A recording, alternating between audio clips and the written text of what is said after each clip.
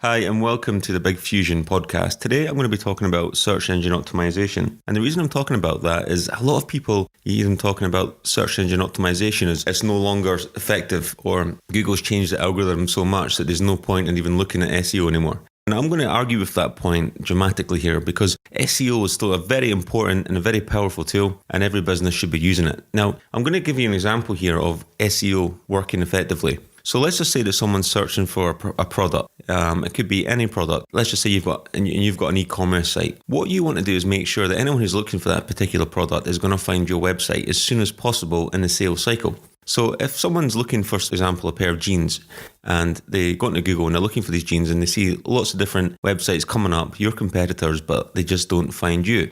Now, the problem with that is if they're not finding you, then they're not going to buy from you.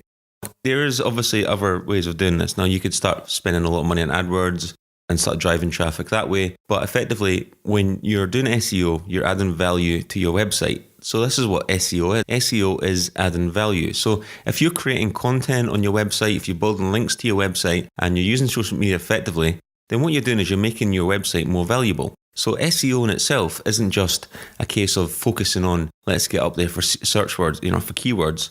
It's more about how can we make our website as powerful as possible, as effective as possible, and to also build our brand, which is part of the SEO process. So when you're looking at your SEO campaign, you've got to start from the bottom. You've got to look at content.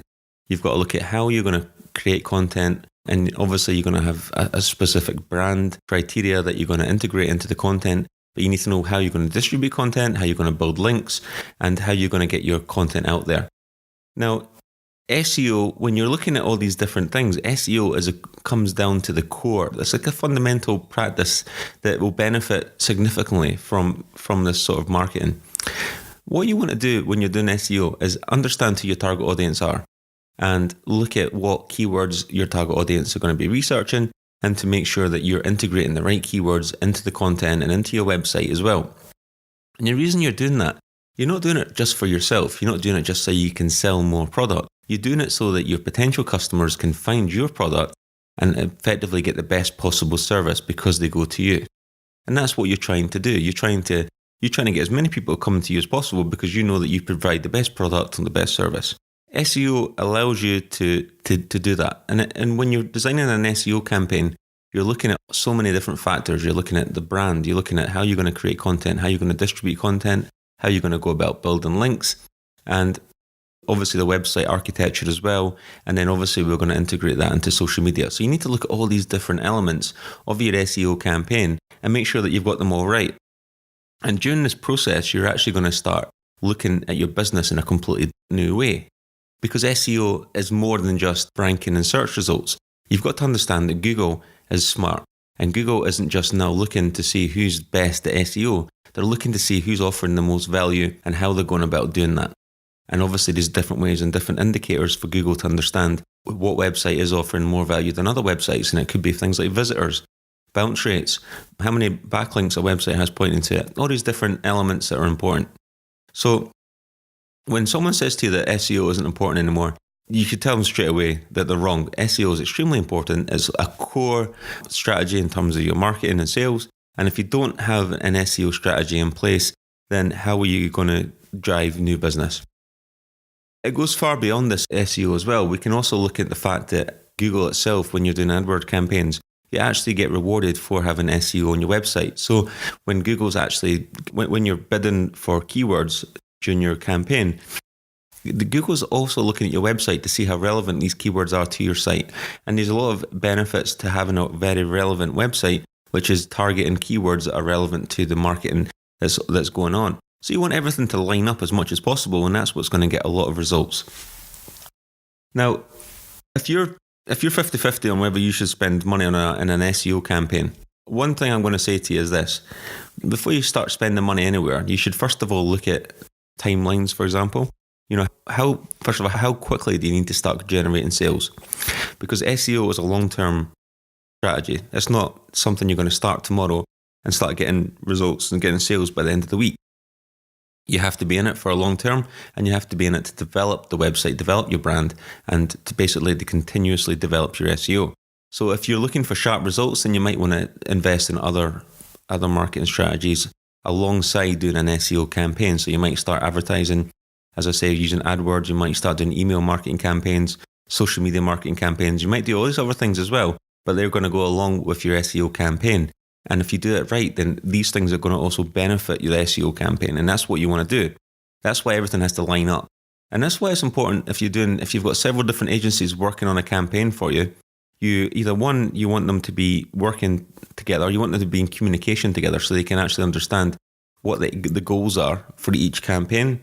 So that effectively, if you've got someone doing your AdWords and you've got someone else doing your SEO, you want to make sure that they're both targeting similar keywords and that they both understand, if it's a landing page, for example, optimizing that landing page using SEO so that effectively any traffic potentially going to land there, it's also going to be ranking up and ranking. So for example, if you've got a shop that sells jeans, you obviously you might have a landing page that you want to optimize, but you might also want that landing page to be the landing page for an AdWords campaign. So you want to make sure that both parties are involved in the design of this process, especially in the content and in integrating keywords and the marketing strategy.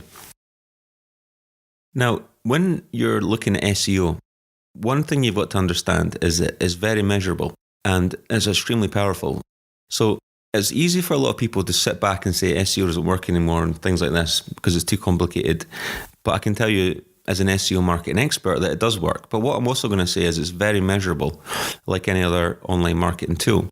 So with SEO, we can use analytic tools to actually figure out what sort of results you're getting from an SEO campaign. You might be looking at long tail keywords, for example. You might be trying to dig out keywords that are going to create the best sales for your brand.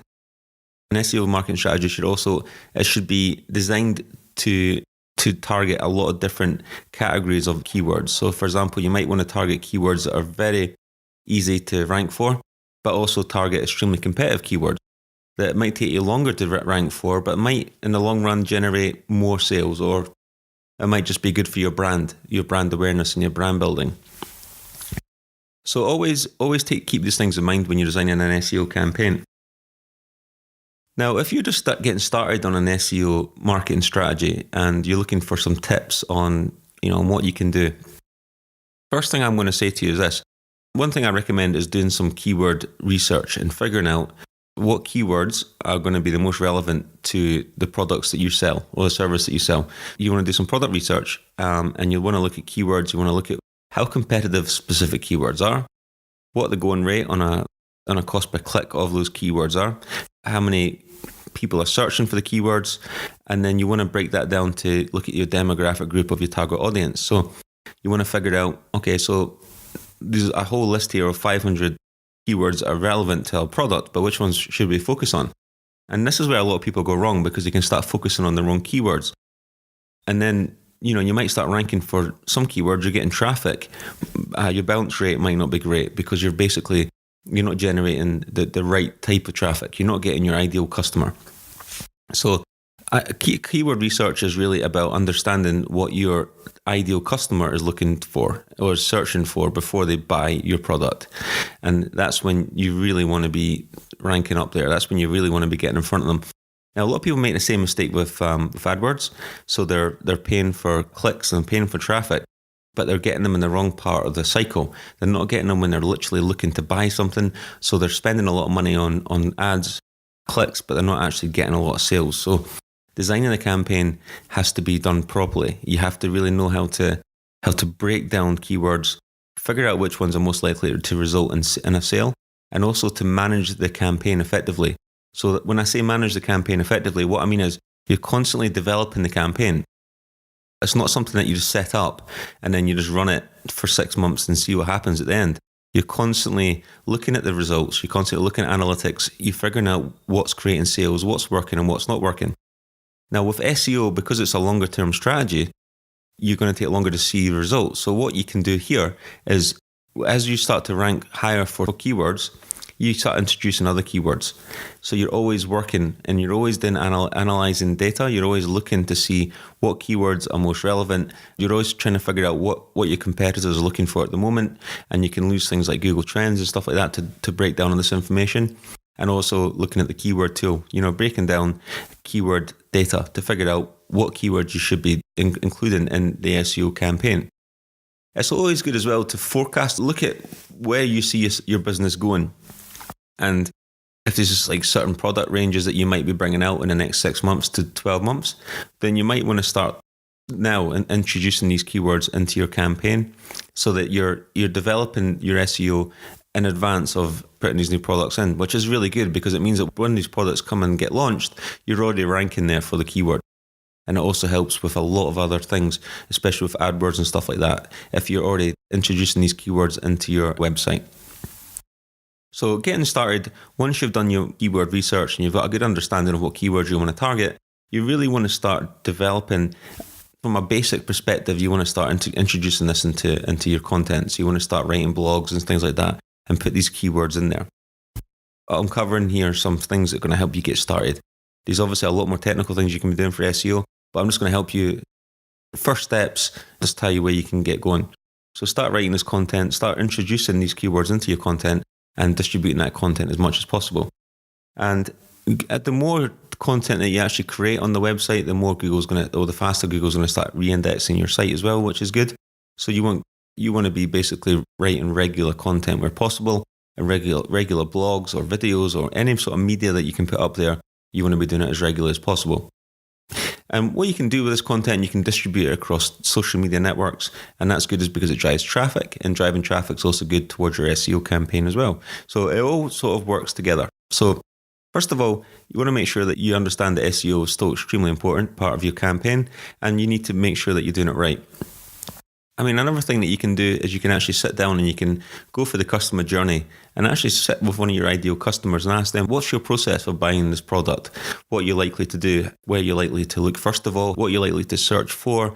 And how many stages are in your buying cycle? So it might be that, for example, they're just doing some initial searching for a product, or they might just be browsing first of all before they start to generate more interest. And when it comes to things like that, this is when you really want to be introducing things like lead magnets into your marketing strategy. Lead magnets are fantastic because then you're actually getting the data or getting the personal details of the person who's doing the research. So for example, if you sell a high-tech software application, for example, or courses, and you want to make sure that you're doing your SEO, you're getting traffic to your site, but you want to make sure that basically you're able to then contact these people later on. So what you can do is you can offer them a free download, a lead magnet, and it's got to be set up properly so that effectively they get put into a sales funnel. And a sales funnel is basically an automated system where basically, okay, so to break it down, so when someone first comes to you, their lead score might be quite low, so they might not be ready to buy anything. Your aim is to basically give them more information, educate them, and give them more trust in your product so that effectively the lead score goes up. And the higher the lead score goes up, the more likely they are to buy. And that's what you call an MQL, a marketing qualified lead. And what you want to do then is once they're an MQL, you want to turn them to an SQL, which is a sales qualified lead, which is when you've got a new customer. And this is the process that you want to follow. And it's really a flow that you want to set up, and you want it to be as smooth as possible. And the smoother you can make this process, the better. So you really need to look at your SEO campaign and figure out what you're trying to achieve from it. You know, are you trying to generate leads? Are you trying to generate sales? What are you trying to do? Or are you just trying to build a brand? Whatever it is you want to do, you need to design your SEO campaign to meet those objectives. And that's from the ground up. That includes keyword research and everything. Everything has to be included within the goals that you're setting out as part of the campaign. So I hope this helps. You know, we're just covering some basic stuff here on SEO. And if you've got any questions, remember just to email us hello@bigfusion.co.uk, and we'll get back to you as soon as we can with answers. Or you can give us a call anytime if you've got any specific questions you'd like to ask us.